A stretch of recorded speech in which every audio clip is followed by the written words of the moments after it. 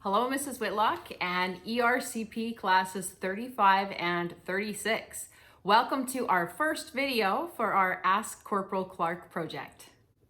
Thank you all so much for your great questions this week. I was so impressed how many people were engaging and asking questions and what good questions you were asking.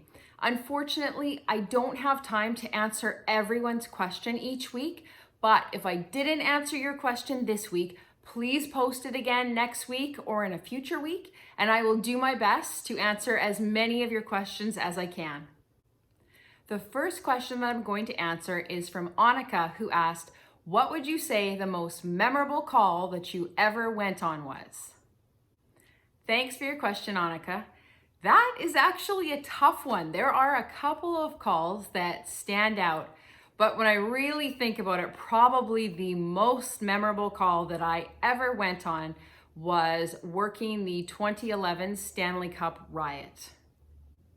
I was working in patrol at the time and my squad was working night shift that night. I was at a call on the other side of the city when the first police car was lit on fire. And even though I was blocks and blocks away, I could still hear the explosion, and when I turned towards the sound, I could just see smoke billowing up into the sky. Not long after that, dispatch came over the air and advised every officer in every district that with the exception of one two-man patrol unit, every officer was being redeployed to District 1, the downtown core, where the riots were taking place. The rioters were destroying our city and assaulting innocent people over the outcome of a hockey game.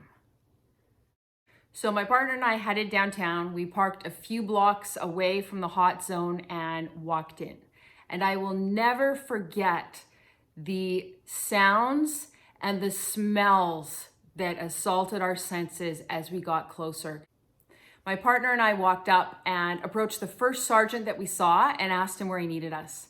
He told us that we needed to form a line. We were making a human wall so that we could get people who were trapped at the Queen Elizabeth Theatre out so they could get down safely to Waterfront Station, which is our SkyTrain station, and then they'd be able to get out of the downtown core from there using transit.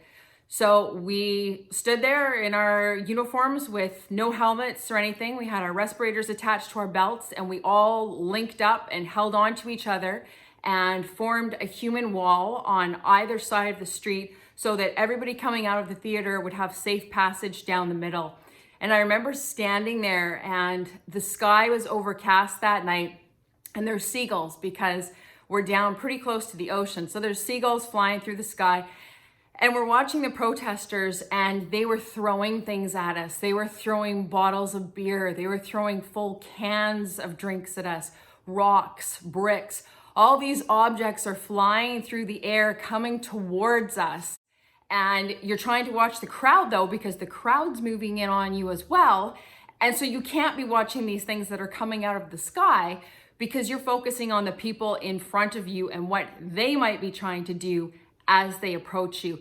And I remember standing there and just saying a silent prayer that nothing would hit me in the head because I was pretty sure if something hit me in the body, I could take it and I could recover and keep going. But if something hit me in the head, there was no way I could protect my head or defend it from whatever projectile was coming in. And it was just one of those moments where you just stood there and trusted you were doing your job and you just prayed that this wasn't the time that you were going to be struck down. And we managed to get all of the people out of the theater. And as far as I know, nobody on our lines was injured by anything, but it was really unnerving having beer bottles smash on the ground, like right beside you, and to feel things zooming right past your head. And there's nothing you can do about it because you're holding the crowd back and your priority is to get those innocent people out of there and get them safely out of harm's way.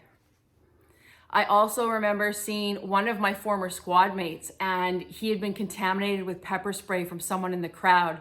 And as a police officer, losing your ability to see what's going on around you when you're in uniform, and especially in a situation like that, is pretty horrifying. So I went straight up to him and I told him who I was because he couldn't see, and he's kind of holding his head, trying to protect himself and shield himself. And luckily there was a fire truck there. In the midst of all this chaos, it was parked there and there were a couple of firemen out, and I knew they had the supplies where they would be able to help decontaminate him. So I remember taking him and explaining to him where I was taking him and what we were going to do, and walking him over to the firefighters, guiding him through the crowd so that he could be decontaminated and he'd be able to see again. It was just such an unreal experience. I remember seeing so many people that wanted trophy photos in front of vehicles that had been flipped over and were burning. There was one, I remember clearly, it was a Hummer, and someone had lit it on fire and the gas tank hadn't ignited yet, but the interior of the vehicle was burning and flames were coming out the windows. And there's all of these people standing in front of it, trying to stand as close as they can to take selfies or get their friends to take photos. It was just crazy. And the gas tank was going to ignite at any minute. And these people are standing right beside the vehicle. I remember running up and grabbing people and pulling them away because they were standing too close. It was just insanity. There's so much more I could say and describe about that night, but that would just take way too long. What was really heartwarming was the response from the citizens of Vancouver the next day. The way people came out to sweep up and clean up the damage. People that didn't know each other, but everyone worked together and worked to put our city back together after it had been destroyed, because we are so proud of our city, and to have something like this happen to it, and especially over a hockey game, was just so unbelievable. So seeing all of the good people in Vancouver, and even from cities and communities around Vancouver, come in to help clean up the damage was really, really touching. I'm going to include a photo of one of our police cars that we left downtown, and we came back to it the next night. It was absolutely covered in thank you notes.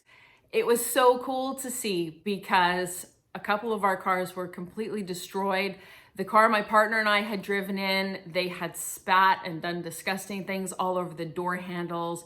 They had slashed all of our tires. Our vehicle just wasn't drivable and we had to get it towed out of there. So to see all of these notes from the good citizens in Vancouver and all of the people who came together to show that this riot and all of these rioters did not represent the majority of people in Vancouver, it was such a good feeling to see that.